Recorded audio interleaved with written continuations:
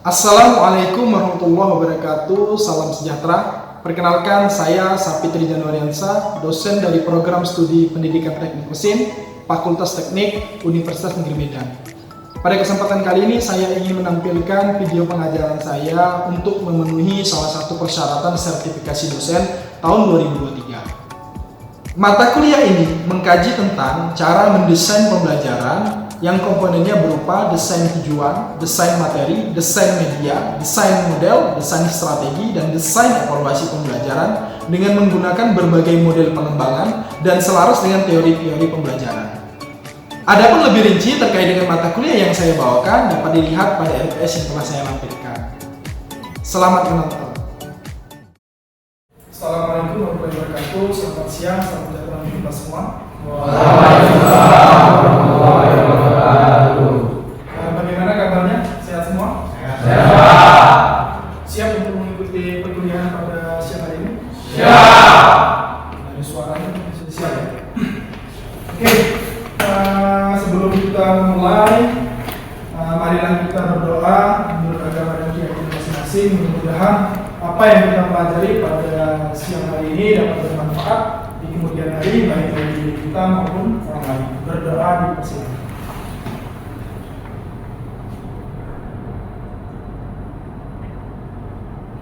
Berdoa selesai. Sebelum kita memulai, saya ingin melakukan presensi terlebih dahulu. Bagi yang namanya saya panggil, acungkan tangan dan bilang hadir.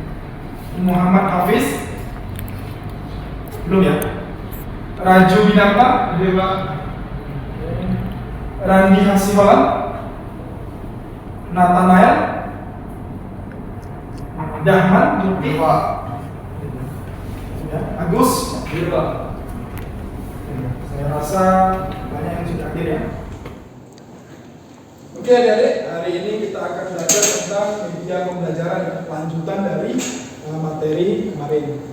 Untuk minggu lalu kita telah belajar tentang teori-teori psikologi dan pembelajaran ya. Ada 4 itu. Jadi sebelum kita masuk ke sini, kira-kira siapa yang tahu itu tentang teori behavioristik? Oh, silakan. Jadi mungkin di sini biar teman-temannya nampak. Baik, teori behavioristik adalah yang mana mengatakan bahwa belajar atau pertambahan ilmu seorang siswa itu bisa diamati dan dia berkembang secara perkembangan dalam pembelajaran. Silakan, kita beri plus. Mungkin ada lagi yang tahu tentang teori humanistik? Silakan. Jadi di situ ada apa? Di sini saya akan menjelaskan sedikit tentang teori humanistik, di mana teori itu sebuah teori psikologis yang dimana perkembangan seorang terdidik itu lebih memanusiakan manusia atau memberi kebebasan, Pak. Mungkin sekian dari saya, Pak. Terima kasih. Itu juga ikut plus. Oke, saya rasa untuk minggu lalu sudah bagus ya. Hari ini kita tentang media pembelajaran. Sebelum kita masuk ke sana, saya ingin memberitahu saja, media pembelajaran ini secara tidak sadar sebenarnya sudah kita lakukan dalam bentuk media. Media itu adalah perantara untuk diri kita menyampaikan atau menyambut informasi. Dan ini sangat penting di dunia nyata. Nanti kalian ketika bisa mengetahui tentang keilmuan ini bukan tidak mungkin bisa kita terapkan di aktivitas lain. Mungkin yang kerja di perusahaan, bagaimana dia mempresentasikan ide-idenya, ya, yang mungkin jadi leader ya, bisa memberikan masukan-masukan yang suka organisasi politik, misalnya kan, bisa menjelaskan program-programnya. Melalui pembelajaran ini sangat luas. Namun hari ini mungkin kita kerucutkan pada media pembelajaran. Nah, untuk kita seperti biasa ya, saya ingatkan bahwasanya mata kuliah kita ini merupakan mata kuliah desain pembelajaran, yang mana nanti salah satu di dalamnya itu ada pendesainan media pembelajaran. Ada strategi, ada yang lain-lain. Jadi untuk hari ini kita ke media. Ada 3 tujuan utama yang ingin saya berikan kepada adik pada siang hari ini. Pertama, ingat kalian setelah mengikuti pembelajaran ini harus dapat mendefinisikan apa fungsi, kemudian dan juga dapat memahami tentang karakteristik dari media pembelajaran. Jadi harus memahami definisi, fungsi, karakteristik dari media pembelajaran. Selanjutnya agak naik lagi gitu ya. Kalian juga harus bisa mengaplikasikan teori-teori dari media pembelajaran. Nanti ada beberapa teori untuk mendesain, membuat, itu bisa diterapkan ya. Kemudian juga harus bisa menganalisis media pembelajaran yang sesuai karakteristik siswa. Karena nanti siswa yang kita hadapi itu adalah orang yang selalu tumbuh kembang sesuai dengan zaman. Jadi beda kita mengajar orang zaman dulu sama zaman depan ya. Nah, sehingga indikatornya kalian dianggap lulus, dianggap sudah memenuhi tujuan ini. Pertama, kalian mampu menjelaskan definisi dan tujuan dari media pembelajaran. Yang kedua, kalian harus mampu menguraikan karakteristik dari media pembelajaran. Itu untuk tujuan yang pertama. Indikator dari tujuan yang kedua, kalian harus mampu menggunakan teori-teori pembelajaran, ya, teori-teori media pembelajaran dalam bermedia. Kemudian juga harus mampu menghasilkan media pembelajaran. Maka nanti ada kita membuat suatu media. Kemudian juga ada harus mampu menelaah maksudnya sudah tahap analisis ya, menelaah kebutuhan media pembelajaran itu yang sesuai dengan karakteristik dari siswa yang kita ajar. Dan terakhir harus mampu memecahkan masalah tidak sesuai media pembelajaran dengan karakteristik siswa. Itulah yang akan kita pelajari pada siang ini. Pendekatannya nanti kita akan menggunakan pendekatan student centered learning ya. Nanti ada edukatif ya. Kemudian juga modelnya kita hari ini menggunakan model problem based learning. Nanti akan saya berikan permasalahan untuk pecahkan. Strateginya kita di grup individual learning ya. Ada grup kecil nanti adik-adik saya bagi-bagi ya. Kemudian yang terakhir metodenya dengan cara diskusi dan kolaborasi serta presentasi ya. Selanjutnya untuk asesmennya ya. Jadi setelah ikuti media tadi, model tadi ya, strategi tadi, nanti adik-adik akan di-assessment, akan dinilai. Nilainya apa? Ada dua nanti. Akan saya berikan tes objektif, tes pilihan ganda. Nanti ada tes pilihan ganda saya berikan. Itu diharapkan kalian harus mampu mencapai indikator minimal ya. Minimalnya harus benar 7.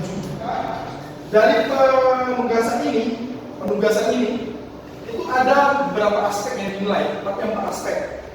Aspek pertama itu adalah format. Format itu adalah bentuk dari tugas kita itu runtutannya. Adanya pendahuluan, judul, ya kan? Adanya outline, tujuan, sampai adanya materi, adanya penutup. Itulah formatnya, runtut dan sesuai. Kemudian ada juga konten, isinya. Sesuai tidak isinya dengan tujuan. Ya? Isinya terbaru tidak? Jangan-jangan nanti beda ya, dinilai ya. Kemudian lagi adanya desain. Ini menggunakan teori-teori desain PowerPoint yang saya ajarkan. Ada teori warna ya, ada teori desainnya, bentuk, ukuran huruf, penempatan itu ada. Kemudian yang terakhir adalah keunggulan. Keunggulan ini adalah kalian bisa menceritakan keunggulan dari media kalian. Itu sifatnya bersaing individu per kelompok ya, dia per kelompok. Lihatkan keunggulannya di mana. Inilah di outline kita. Ada beberapa yang kita kaji hari ini. Pertama definisi media pembelajaran, kemudian fungsi media pembelajaran, kemudian lagi ada taksonomi dalam media pembelajaran ya. Kemudian juga ada lagi karakteristik pembelajaran siswa. Tentu juga kita tahu karena kita akan membuat suatu media yang sesuai dengan kebutuhan pengguna. Dan yang terakhir ada studi kasus, tapi sebelum itu kita akan membahas jenis media pembelajaran, kemudian faktor-faktor pemilihan media pembelajaran yang baik seperti apa ya. Untuk khusus PPT atau PowerPoint ya. Kita lihat sebelum kita masuk ke definisi media pembelajaran, itu ada banyak pendapat ahli. Ada yang mengatakan bahwasanya media itu adalah sesuatu perantara ya. Suatu yang membawa informasi dari sumber ke penerima. Kita bisa mengartikan bahwasanya media pembelajaran adalah segala bahan dan alat yang digunakan untuk memfasilitasi proses belajar mengajar atau pembelajaran ya. Agar di sini mahasiswa sebenarnya siswa bisa juga peserta didik lebih tepatnya dapat secara efektif mencapai tujuan. Itu merupakan ya kan? Ini kan ada anggaplah ini pengetahuan.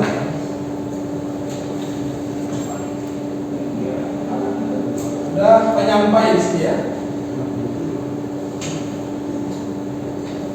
Ada pengetahuan disampaikan untuk namanya dia akan sampai ke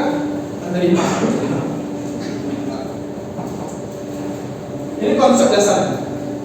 Nah, untuk bisa sampai ke sini, untuk bisa efektif, kan bisa efektif, dan kalau bisa efisien, dia ada namanya pengaruh-pengaruh dari luar, ya kan? Ada pengaruhnya. Pertama, dia harus disesuaikan dengan karakteristik siswa. Itu utama. Sebenarnya untuk membuat suatu proses pembelajaran, setidaknya kita harus punya 5 komponen. Terus dari 5 yang paling penting, 5-5-nya wajib. Maka ketika adik-adik mendesain suatu pembelajaran nanti, itu harus ada tujuannya, harus ada materinya, ya kan? Evaluasinya, metodenya, dan medianya. Maka media itu salah satu dari 5 komponen penting menurut Pak Jalilius dan Anda. Diikuti dari ini. Oke, ini saya ingin menjelaskan bahwasanya ada beberapa taksonomi dalam media. Pertama, media visual. Media visual itu kira-kira kalau kita artikan itu visual itu adalah melihat, hanya melihat, tidak ada suaranya, ya. Jadi media yang dapat melihat gambar, foto, lukisan, ya. Mungkin museum tadi ya, kita dalam museum ya, itu visual. Kemudian ada juga yang audio. Audio itu hanya bentuknya suara. Media yang bentuknya suara. Mungkin yang suka main radio, ya, mendengarkan berita dari radio, ya. MP3 itu termasuk audio. Tapi ada gabungan keduanya, namanya audio visual. Nah, itulah yang sering kita lihat nonton TV, ya kan? Televisi, ada orangnya ngobrol, ada suaranya, ada penjelasnya, ada yang menjelaskan. Lebih tinggi lagi ada multimedia.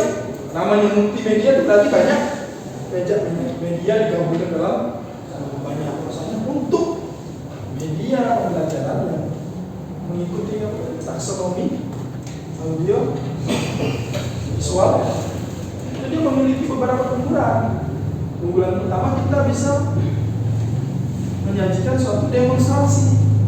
Ya kan? Dia ini kompetensinya kemampuan listening, tentu saja ketika kita fokus dengan mendengar saja, maka kemampuan mendengar kita itu akan meningkat. Karena kita fokus ke mendengar. Ada yang mau bertanya? Ya Pak. Silakan, Mas Imam. Saya ingin bertanya Pak, di perkembangan zaman sekarang kita menghadapi generasi alpha atau generasi yang dia sangat sudah melek, bahkan dia mungkin bisa lebih pandai dalam menggunakan gadget dibandingkan pendidiknya. Nah, bila melihat dari fungsi media pembelajaran tadi Pak, media pembelajaran yang mana sih yang paling tepat yang bisa kita terapkan untuk siswa yang akan kita hadapi di masa yang akan datang atau generasi alpha?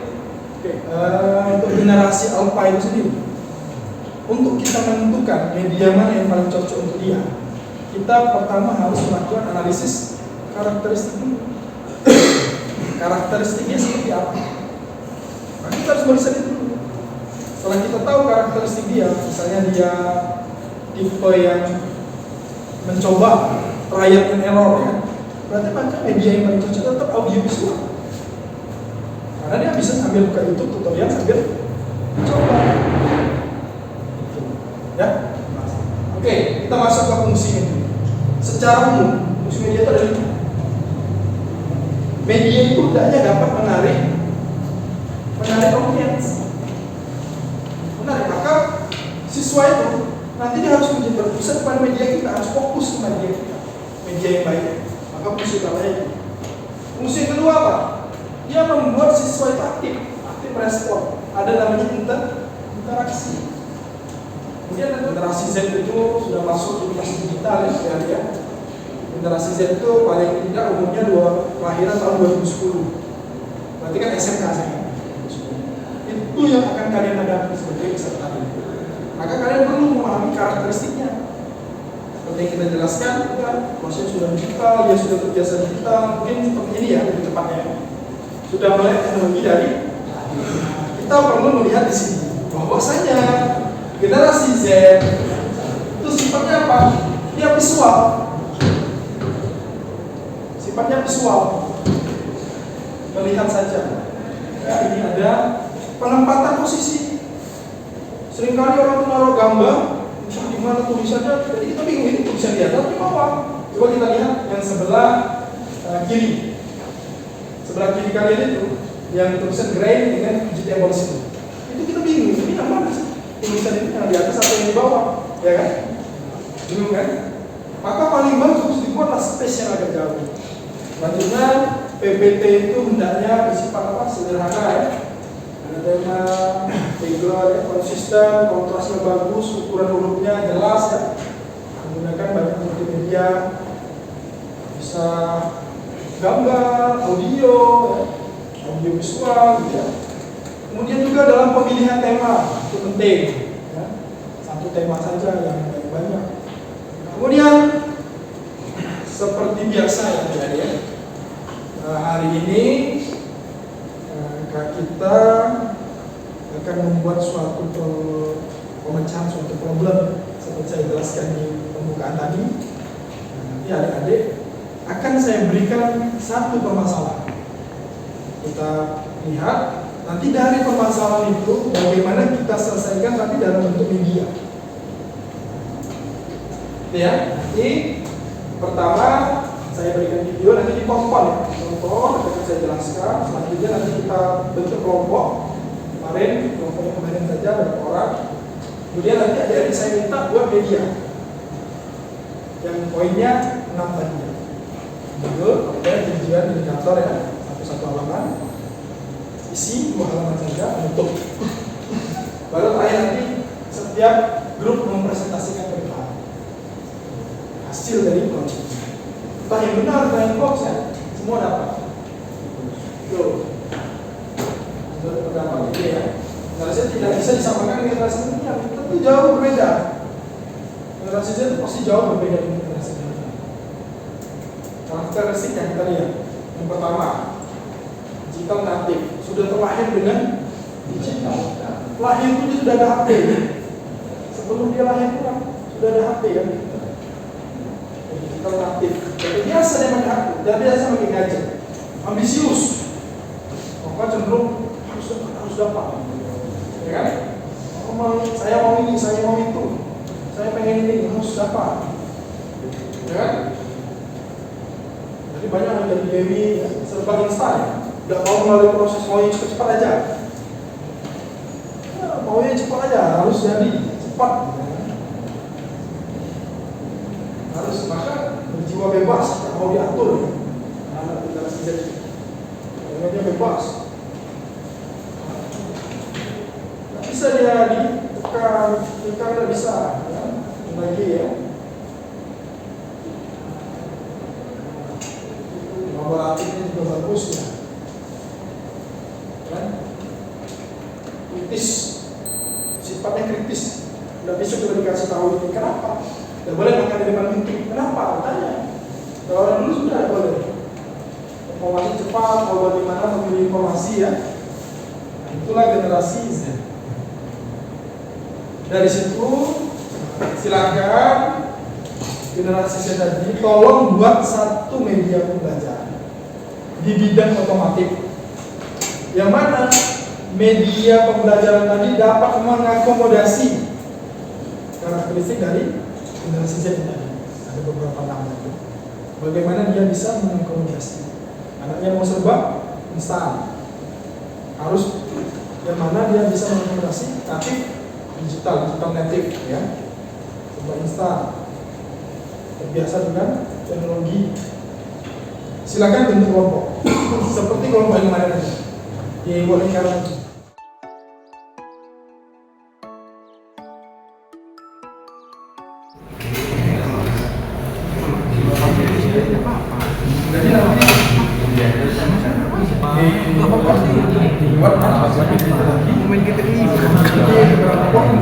Nama judul, terus nama timnya ya, pada tagar, nama instansi boleh masuk ke Universitas Medan, Kemudian kita buat juga tujuan itu misalnya satu, tapi indikator minimal 2. Indikator itu indikasi untuk mengetahui bahwasanya atau tujuan tadi itu tercapai atau tidak. Setelah itu baru outline-nya sama-sama. Setelah outline kita masukkan materi. 3 halaman saja, baru nanti masukkan ya. Ada yang mau ditanya?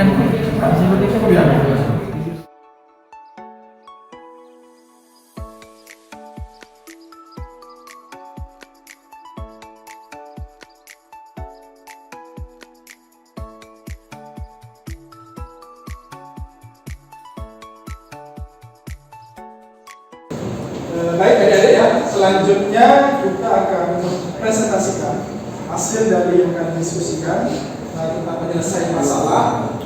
Nanti ada satu moderator yang menjelaskan dalam acara, mengatur acara ini ya. Kemudian nanti penyaji 2 orang, yang lain nanti menulis. Oke ya. Yang lain tolong diperhatikan, nanti diberikan masukan. Nanti kalau ada masukan kita. Kalau gitu kepada tim penyaji kami persilakan. Assalamualaikum warahmatullahi wabarakatuh. Selamat siang rekan.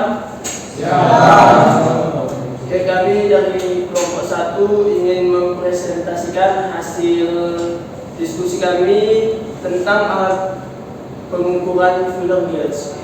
Saya akan menjelaskan tujuan dan indikator. Tujuan pada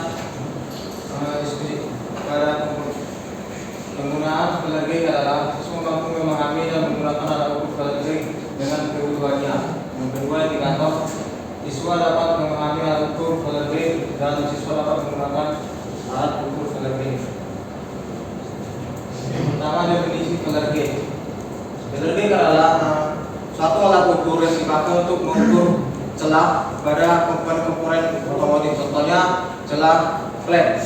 Jadi filler gauge dapat dipakai untuk mengukur kerenggangan klep pada mesin tersebut. Jadi cara penggunaannya dengan contoh di sini ada rocker arm pada klep. Nah, jadi filler gauge akan dimasukkan ke celah antara klep dan rocker arm. Jadi untuk mengukur celahnya kerenggangan antara rocker arm dengan klep dapat dilihat menggunakan filler gauge seperti itu kawan. Baik, terima kasih menjelaskan dengan sama saya.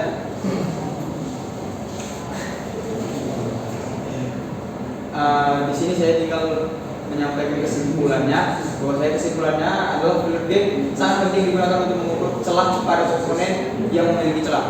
Jadi di dalam komponen otomotif teman-teman sudah mengetahui bahwasanya banyak celah-celah yang bisa ataupun perlu kita ketahui ukurannya. Untuk itu teman-teman, menurut kami sangatlah penting untuk kita memberikan pemahaman kepada siswa mengenai cara menggunakan dan cara penggunaan yang baik dan benar pada alat ukur filler gauge ini. Sekian yang bisa saya sampaikan, mungkin saya kembali kepada mereka. Oke, sekian dari presentasi kami. Saya menerima masukan dari kelompok lain. Apakah ada masukan dari kelompok lain tentang presentasi kali ini? Sini pada saat penggunaan cara penggunaan filler-nya akan lebih mudah bila dilengkapi dengan gambar animasi, akan lebih mengerti karena kita sambil mengawatinya untuk bagaimana cara menggunakannya. Sekian sih masukan dari saya. Terima kasih. Mohon maaf. Ada yang lain? Oke, saya rasa cukup sampai di sini. Kami tutup presentasinya. Assalamualaikum warahmatullahi wabarakatuh.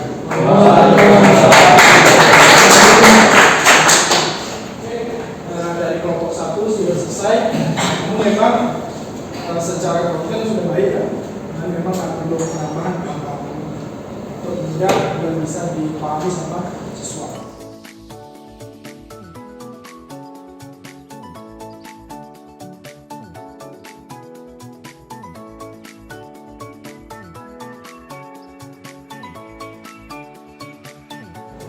Oke, tadi kita sudah menyajikan hasil dari presentasi kalian. itu sudah baik ya, namun kita perlu peningkatan. Sebenarnya untuk evaluasinya itu sama ya. Dari aspek format itu sudah sesuai, jadi sudah ada judul, ada tujuan, ada indikator ya, ada outline, ada isi, ada penutup. Tapi memang karena masih agak belum rapi, jadi memang nilainya masih pas 70, kasih nilai 70. Kemudian untuk aspek konten itu memang karena kita lebih cepat ya, jadi memang kontennya agak kurang menarik, tapi itu sudah bagus lah untuk waktu yang singkat. Tapi nilainya masih pas saja 70 sampai 75. Kemudian dari aspek desain itu perlu kita melatih lagi desainnya, biar desainnya sesuai dengan kebutuhan dari siswa. Nah, dari situ saya simpulkan bahwasanya nanti adik-adik dalam membuat materi lagi ya, perlu kalian memperhatikan ukuran fontnya. Tadi fontnya ada yang kecil, susah dibaca.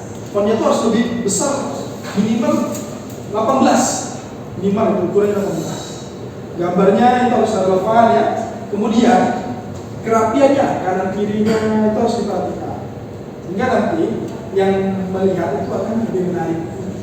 Oke ya, seperti itulah hasil evaluasi dari kegiatan ini. Nah, sebelum kita pulang adik-adik, saya ingin minta adik-adik untuk mengisi, silakan buka di HP-nya, di Chrome, kita tes untuk melihat hasil pembelajaran daripada siang hari ini. Silakan buka bit.ly, ya kan? .lj ya, bit.ly, bit.ly/quiz_DPKO. PKO itu bisa pembelajaran otomatis 2-3. Sudah dibuka? Saya beri waktu 2 menit untuk mengerjakan. Ya, dari jawaban kita lihat jawaban 30 yang masuk itu untuk yang menjawab benar soal nomor 1 ada 17 orang, lebih dari setengah, lumayan ya. Kemudian soal nomor 2 ini banyak yang tidak tahu ternyata ya.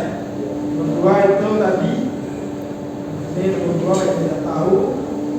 Nomor 3, oke, 20 orang sudah benar. Nomor 4 tidak ada yang tahu ya. Nah, komponen utama itu pendahuluan isi Bluetooth. Outline itu masuk dari pendahuluan. Ya, itu sistemnya. Nah, silakan kalian cari ya sebagai tugas ya. Silakan cari 2 paper internasional Scopus, klinik Scopus tentang media pembelajaran. Kemudian direview, dibuatlah PPT-nya. Ini tugas individu. Silakan dikerjakan. Oke, sebagai kesimpulan, saya ingin memberikan bahwasanya media pembelajaran itu merupakan salah satu komponen penting dalam pembelajaran, yang mana dia memiliki peranan utama dalam penyampaian tersampainya informasi atau keilmuan yang diberikan ke siswa dari pendidik ke peserta didik. Maka media pembelajaran ini perlu diperhatikan secara khususnya harus memenuhi karakteristik dari siswanya, itu ya. Dan jangan lupa untuk terus menggali ya, khususnya di penelitian-penelitian orang lain tentang media pembelajaran yang baik, itu ya. Ya, sebelum kita pulang, marilah kita bersama-sama berdoa dipersilakan. Doa selesai, closing statement, teruslah belajar, jangan mau hidup dalam keadaan nyaman. Saya akhiri, wassalamualaikum warahmatullahi wabarakatuh, selamat siang. Terima kasih telah menonton video pembelajaran saya. Apabila ada kesalahan, saya mohon maaf. Saya akhiri, wassalamualaikum warahmatullahi wabarakatuh. Salam sejahtera.